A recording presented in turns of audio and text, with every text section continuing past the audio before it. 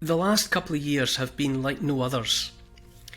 So much change, and it seems to me that the change, rather than stopping, is just getting faster and faster. And the powers that be are undoubtedly out there drafting all kinds of legislation, as hard as they can go. They're not just changing the laws, they're not just drafting new legislation, but they're going so far as to actually change our way of life. And it's happening at such a speed, and it's so all-encompassing that it's actually easy to overlook that it's even happening. You know, it's so blatant and in our faces, it's hard to see it. You know, you've only got to look around at changes like, in Scotland, for example, Nicola Sturgeon has battered through her gender recognition bill, you know, which changes the rules that govern how people identify as men or women. And she's pushed it through despite the fact that, well, it depends on what surveys you read, but anything up to 80% of Scots are opposed to it. And yet it has been voted through by the Scottish Parliament. In fact, not just the SNP, but the Greens, Labour, the Lib Dems, even some Tories. The only people who voted against it were most of the Conservative members of the Scottish Parliament. But a large majority voted it through, despite the fact that a large majority of Scottish people don't want it. Because you think, why? Why are they doing that in the face of, against the current, against the tide of the Scottish people? The online safety bill keeps coming at us, which has consequences for freedom of speech, the way in which people are able to function and operate online. There's all manner of change. You know, they're telling us that they're going to ban gas boilers. They're encouraging everyone to get heat pumps, that anyone with just a scratchy knowledge of physics and familiarity with the climate in the Northern Hemisphere, the northern latitudes of the Northern Hemisphere, knows won't work. They want to take away the internal combustion engine and have us all buy electric cars. There's talk of 15-minute cities, you know, which will trap people or encourage people, let's say, to stay in their ghettos and live lives on foot or on their push bikes, but not venturing very far. So we're being nudged towards smaller lives. All of this is happening. They're coming after food. You know, they want us to be on plant-based diets. They're discouraging us peasants, us proles, from eating meat. They don't want us to take flights. They jet about in their private jets, but they don't want us proletariat having a couple of international flights a year to go on holiday. That's in their firing line as well. So our rights, our way of life, our liberties, the whole kit and caboodle, it's all being changed right before our eyes. And I suppose that long preamble, I just ask myself, to what extent do we have a constitution in this country? And to what extent do we live in a democracy? I would say either we live with a constitution, either we live in a democracy, or we don't. And I think we've reached a point where I want that clarified.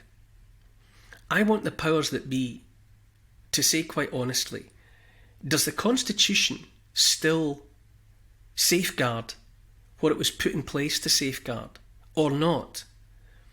And are we still a democracy, which is to say, does ultimate power rest with the people or not? I just want them to tell us. Just tell us. If that situation has changed, let us know. I would like to know. And so I think all the time, just at the moment, two words that are always in my mind at the moment are Magna Carta. I think we've talked about this before. Magna Carta, it just means the Great Charter. Magna is that same bit that you get in Charlemagne, Big Charlie. So it's the Great Charter, the Big Charter, and it has that name to differentiate it from a slightly smaller charter, which was the Charter of the Forest, which was kind of in production more or less, well, at a similar point in history, that gave the poor people access to the forests in a way that hadn't been possible before. Magna Carta, it was signed on Runnymede Green, which is a meadow by the Thames. It was signed on the 15th of June, 1215. Well, let's correct ourselves there. King John, for it was King John who was the monarch in question, He didn't sign his name because he couldn't. Well, he sealed it. So he used a seal, a seal pressed into wax. So actually, Magna Carta was sealed, not signed, technically. And it was the culmination of a long period of trouble. King John, the one that's the cowardly lion in the Robin Hood cartoon, that guy. When he was king, he lost Normandy and Anjou to the King of France in 1204. Right, clumsy, butterfingers. He lost all of that territory. He had been the English king had been a king of England and king of a vast swathe of France at the same time. But he lost Normandy and Anjou to the King of France in 1204, and he spent the next 10 years trying to get it back. And to try and get it back, he needed money. And in the same way that governments today, the only money they have is our money. They call it government money, but it's our money that they take from us and do with what they want. Well, so it was for King John, and he needed cash, so he was taxing people left, right, and centre, particularly his barons, particularly the great landowners around him, because he needed it. He needed it to finance his own D-Day, his own reconquest of that part of the European continent that his ancestors had before him. And by 1214, it was all over. He spent 10 years at it. He was taking money off people left and right, and embarking on military endeavours. And by 1214, he had to call it quits, and it had been a total disaster. So he came back to England with his money all gone, and his prestige just blown in the wind. He'd just been humiliated, and it was in that moment, thoroughly sick to death of him, that the barons, the great landowners, rebelled. And eventually, long story short, they forced him to put his mark on a great charter. Basically, it forced him to concede that even he, the king, was answerable to the law of the land. And that is Magna Carta. I mean, they were after him for all. I mean, he was a pain in the neck, John. He was cruel. As well as taking everybody's money in the form of taxes, he was cruel. He probably murdered his own nephew Arthur. He was a landowner in his own right. He also the most famous woman for historians was Matilda de Bruges, and he imprisoned her and her eldest son in Corfe Castle and starved them to death. A contemporary writer described him as brimful of evil qualities, right? So the barons got him, and they forced him to come to Runnymede and put his seal on a charter saying that he would mend his ways. And it was this, it wrung from him this statement that even the ruler, even the monarch, was subject to the law of the land. And I mean, people have been going after Magna Carta ever since, trying to dismiss it.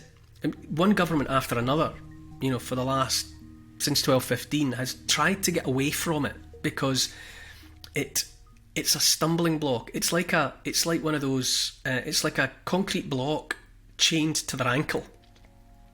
They can't shake it off. They would prefer it was not there. It's a treaty. That is what Magna Carta is. It's a treaty, and because it was sealed before Parliament existed, no Parliament can touch it. The only entity that can do away with Magna Carta, well, it's us. It's the people. You'd have to ask the people if we wanted to do away with Magna Carta, but no government can do so.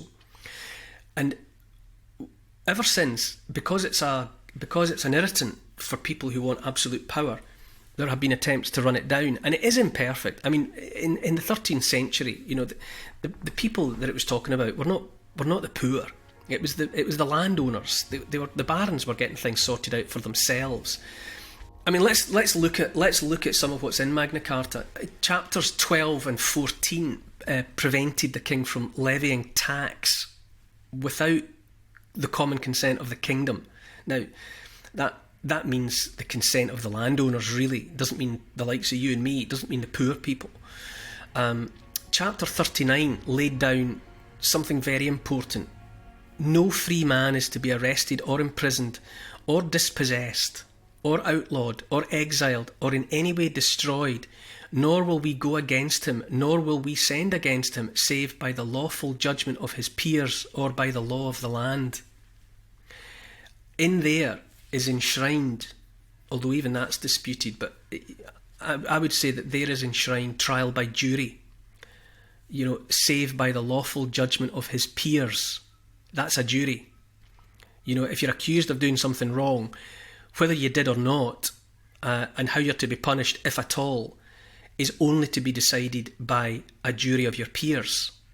Okay, so it's from that chapter 39 or clause 39 of Magna Carta that we are promised trial by jury, in the event of being accused of some egregious wrongdoing. Chapter 40, by chapter 40, the king declared that, quote, "To no one will we sell, to no one will we deny or delay right or justice." So it enshrines the right to due process. So there's powerful stuff in Magna Carta, but and for that reason, ever since it was created, governments have wanted rid of it because it's out of their reach. Because we didn't have a parliament at the time it was created, it means that neither the king nor the barons could make a law without the consent of the people. And it means, because it was created before there was a parliament, that no parliament now can touch it. It's beyond their reach. And I think about how it's still there to save us today. I think about the difference between lawful and legal, or unlawful and illegal. Law is profoundly and fundamentally interesting, and it's quite different from notions like legal or legislation. Legislation is stuff that's created by a parliament. They think up, draft and pass legislation. Law is different. All the etymologies connect law to the idea of what is right. And you go down into the roots of language, and words for law etymologically always mean what is right. And the use of law as a word is always connected to adjectives like right. So it's in there with straight and upright and true. And intrinsically, it's not something that mankind, humankind creates. The law is the law of the universe. It's like the laws of physics. Physicists don't write the laws of physics. The laws of physics are just there, and physicists notice them, find their way to them, but they don't create them. And there always has been this ancient belief, going back thousands of years or longer, that right and wrong are part of the fabric of reality, and we all know them. Whether we adhere to them or not, that's a separate question. But every living thing, and certainly every man and woman, knows what's right and knows what's wrong. It's just there in the fabric of the universe.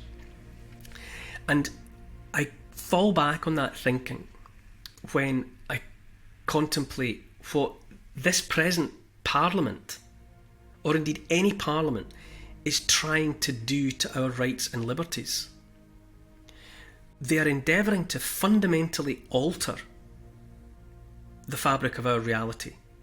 They are trying to make us live differently. And I would say that you only need to look at Magna Carta to remind yourself that they have no right to do that. Magna Carta didn't create law. It was just forcing that king at that time. It was reminding him of fundamental common natural law, and that he was subject to it like every other mortal. The ideas enshrined in Magna Carta were already thousands of years old. They go all the way back to ancient Greece. They were certainly there throughout Europe, long before they were written down even in Magna Carta, that those basic ideas about the law and everyone being subject to it, everyone knew that. And Magna Carta was just a bold attempt to set it down in writing and remind a particular king in a particular country at a particular time what everybody else understood to be true, which that there was the law that he couldn't touch, but that he was subject to. And I think basically in this long ramble, all I'm really saying is that we need to remind ourselves that no government has the right to change the way we live in the way that's being attempted at the moment. And every single one of us needs to be re-educated or educated for the first time about Magna Carta, because it's simply a reminder that the law is there to protect us, and it declares really one thing and one thing only, that we the people are sovereign, and no monarch and no government has the right to treat us the way we're being treated at the moment.